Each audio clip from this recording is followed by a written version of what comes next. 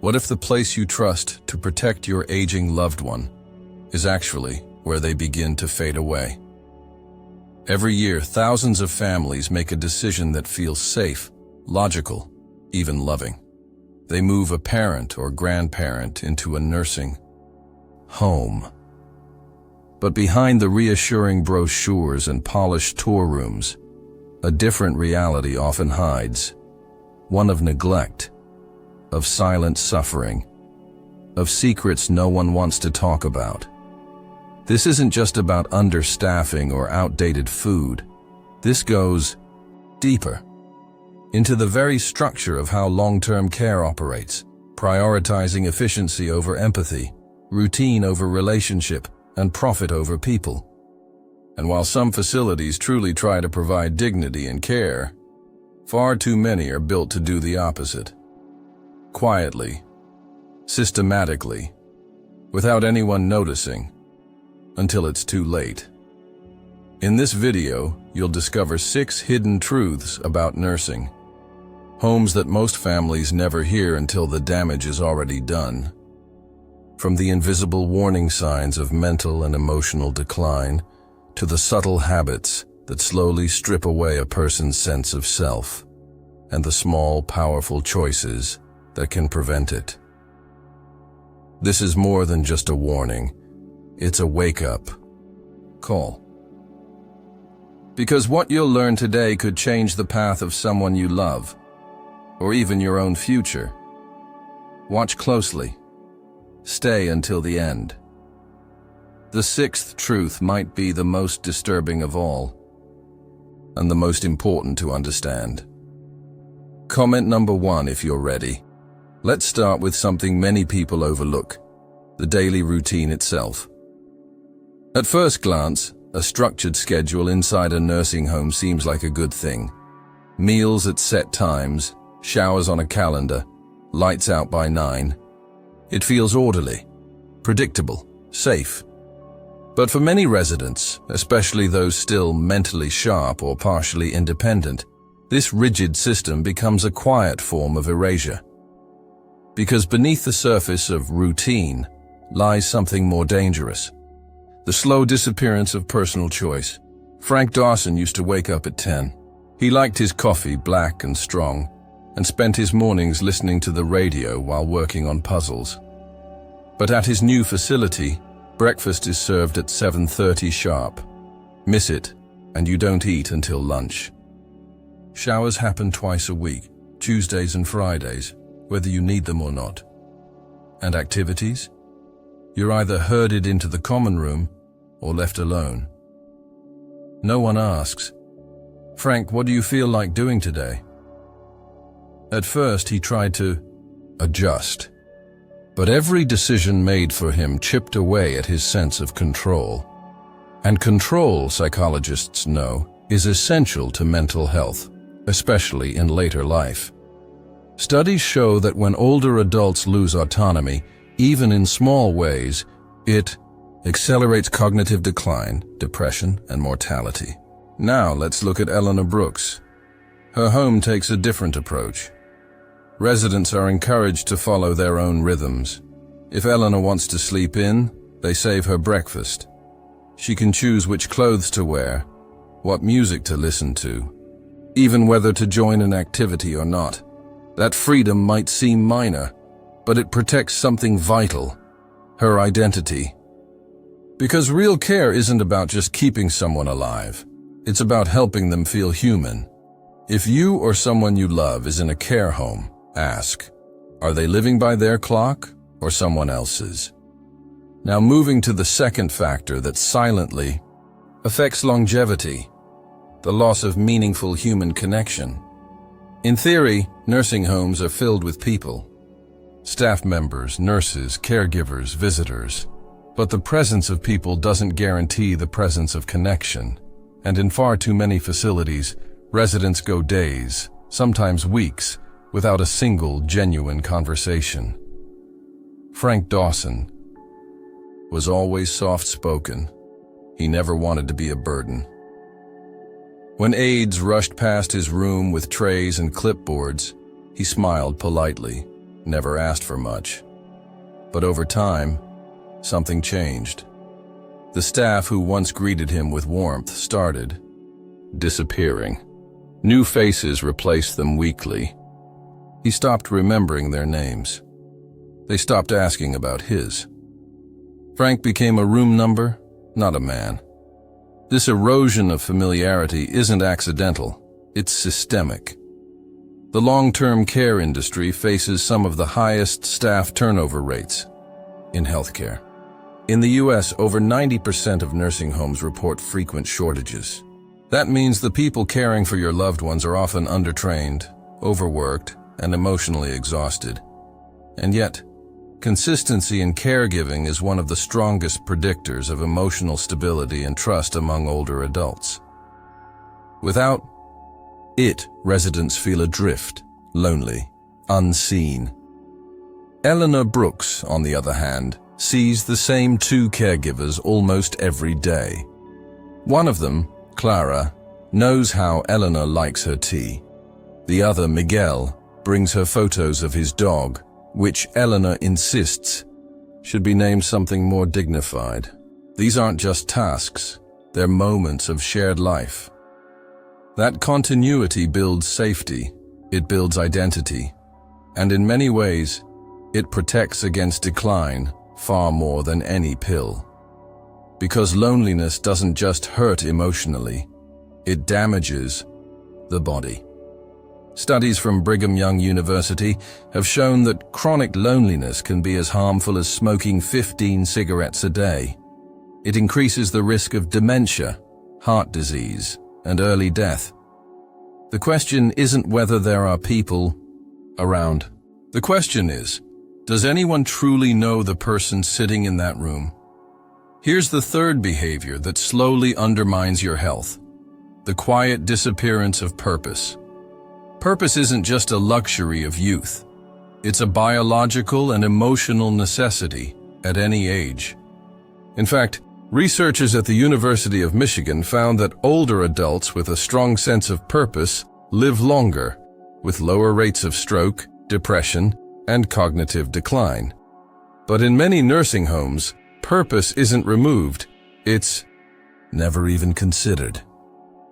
Frank Dawson once found meaning in small rituals: fixing a broken drawer, teaching his grandson how to change oil. Even in retirement, he volunteered at the local food bank. But inside the facility, there's nothing to fix, no one to help, no space to give, only to receive. His days blend into one another, with bingo sheets and television reruns replacing responsibility. At first, he tried to offer help, folding laundry, pushing wheelchairs, but staff kindly told him, "That's not your job." So he stopped trying, and eventually, he stopped asking. Purpose can't survive in a place where you're told to sit still, stay quiet, and follow instructions. Eleanor Brooks, however, was offered something different.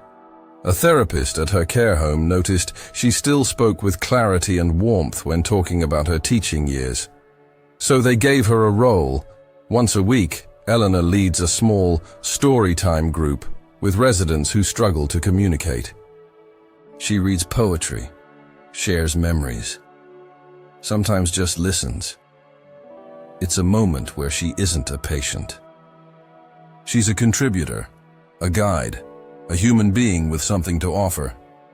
That small act of giving brings color to her week. It anchors her. Studies confirm what her life proves. When older adults feel they have no purpose, their risk of depression and rapid physical decline skyrockets. But even modest roles, mentoring, storytelling, organizing photos, can reignite something deeply human. The body needs food. The mind needs safety, but the soul needs to matter. Up next, the fourth sign that many people dismiss is how easily medication becomes a substitute for care. Inside many nursing homes, medication carts roll down the halls like clockwork. Pain relievers, blood pressure pills, antidepressants, and far too often, Antipsychotics. These drugs were designed for serious mental illnesses, but today they're routinely prescribed off-label to manage something else entirely: behavior, especially in residents with dementia. Wandering, agitation, calling out, normal signs of distress are often treated not with understanding, but sedation. Frank Dawson began receiving a low dose of quetiapine a few months after his arrival. No one in his family was told. Staff said he had been restless at night, but what really happened was that Frank had started asking questions. Waking up disoriented, walking the halls in search of something familiar. Rather than adjusting his environment or trying to understand his confusion, they silenced it. Over time, Frank became slower, quieter. He slept more, spoke less. The very personality his daughter loved, the spark, the humor, began to dull. Not from age, but from chemistry. Now contrast that with Eleanor Brooks. She has moments of fear and confusion too, but her care team takes a different approach. They use sensory tools, lavender oil, soft music. They keep familiar objects nearby, like her old teaching scarf. They engage her with simple questions and warm physical touch. Medication is a last resort, not a first response. This isn't just philosophy, it's science. A 2021 study published in JAMA showed that non-drug interventions were more effective in reducing dementia-related agitation than antipsychotics, with far fewer side effects. Yet, nearly 20% of U.S. nursing home residents still receive these drugs, often without informed consent. Why? Because it's easier, faster, and cheaper. But what's lost in that shortcut is someone's very essence. Medication has its place, but when it becomes a tool for control instead of compassion, we stop treating people and start managing problems. As we move forward, there's a fifth pattern that deserves attention, and it's one of the hardest to recognize: emotional neglect disguised as peace. In many nursing homes, the residents who cause the least trouble often receive the least attention. They don't scream, they don't wander, they don't resist care. They're quiet, compliant, easy to manage, and so they're forgotten. Frank Dawson fits this mold perfectly. He doesn't demand anything. He's not aggressive or confused. He rarely pushes the call button. Staff often describe him as a good patient. What they don't realize is that Frank's silence isn't a sign of contentment. It's a symptom of withdrawal, of slow, untreated sadness. And it's not unique. Research from the Journal of Gerontological Nursing found that nearly 50% of nursing home residents show signs of depression, but fewer than 20% receive proper treatment. Why? Because depression in older adults doesn't always look like sadness. Sometimes it looks like silence, a blank stare, refusing to eat, sleeping all day. To the untrained eye, that looks like calm. Frank's daughter visited recently. She was shocked at how still he had become. "He's just getting older," they told her. But she remembered the man who loved jazz, who used to hum while fixing the toaster. That part of him had vanished. Now think about Eleanor Brooks. She, too, has quiet days, but when her mood shifts, it's noticed. Her caregivers are trained to pick up subtle emotional cues, changes in posture, expression, tone. A counselor visits weekly just to talk. There's no rush, no clipboard between them. That emotional presence acts as a mirror. It reflects the person back to themselves. It says, "I see you. You still matter." Because in the absence of connection, the mind doesn't just slow down, it starts to disappear. Neglect doesn't always look like bruises or bed sores. Sometimes It looks like a polite smile, and a spirit quietly fading behind it. Let me share the sixth reason why many fail to maintain good health, and it's built into the walls themselves. The environment we live in doesn't just influence how we feel, it shapes how we age. And in the world of nursing homes, the physical space can either nourish life or quietly drain it.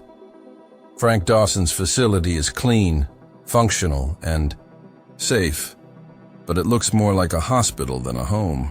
The walls are beige, the hallways echo. There's a faint smell of bleach in the air, and the windows, though present, are small and covered with heavy curtains. Chairs are arranged in rows facing televisions. The dining room feels like a cafeteria. Every inch of the place says, "This is where people wait, not where people live." There's no garden to walk through, no kitchen smells wafting from down the hall, no pets, no children, no life beyond the building itself. At first, Frank didn't mind, but over time, his steps slowed, his posture sagged, and like many others in similar settings, he started to disconnect from the rhythm of the day. Was it morning, evening, Tuesday or Friday? It no longer mattered. Now picture Eleanor Brooks's residence. It was designed with a different philosophy, one rooted in what's called person-centered care. The hallways curve, leading to familiar landmarks like a reading nook or a small indoor garden. There are windows that flood the rooms with natural light. Paintings and photos on the walls reflect the residents' lives. Weddings, holidays, old cars, baseball games. There's a kitchen where fresh soup simmers.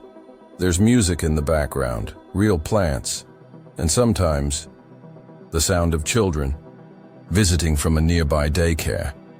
These details aren't random, they're intentional. Studies from the Dementia Services Development Center at the University of Stirling show that lighting, color, layout, and noise levels significantly affect cognitive performance and emotional stability in older adults. A well-designed environment can reduce falls, improve appetite, lower anxiety, and even decrease the need for medication. Because aging isn't just biological, it's environmental. And when a person is surrounded by sterility, their world becomes sterile too. But when the environment is rich with memory, movement, and warmth, it keeps the mind alive. So now, you've seen what most people never do. Not because the information is hidden, but because it's quietly accepted. The truth is, nursing homes were never meant to be what they've become. They were created to offer care, support, and dignity. But somewhere along the way, many turned into systems of quiet survival, where efficiency replaced empathy and routine replaced relationship. We followed two people, Frank Dawson and Eleanor Brooks. Same age, same stage of life, but two entirely different experiences. Frank, lost in the shuffle of silence. A man whose light faded not from illness, but from invisibility. Eleanor, preserved by presence. Not because she was stronger, but because someone chose to see her. This isn't just about institutions, it's about values. About how we choose to care for those who came before us. About whether we believe aging should be endured or embraced. Because the future isn't written yet. If you have a parent, a spouse, or even one day, yourself facing this path, you have a choice. To ask more questions, to demand better care, to notice the difference between safety and soul. Remember, the signs are subtle. A missed meal, a changed face, a silence too deep to ignore. But when you see them, you can act. You can choose a different facility, a different model, or simply a different way to show up. And maybe, just maybe, you can be the reason someone's final chapter is one of peace, not pain. If this video moved you, If it opened your eyes or made you think of someone you love, comment below. Like the video, subscribe to the channel, and don't forget to tap the bell, because in a world where so much fades too quickly, staying informed is a form of care.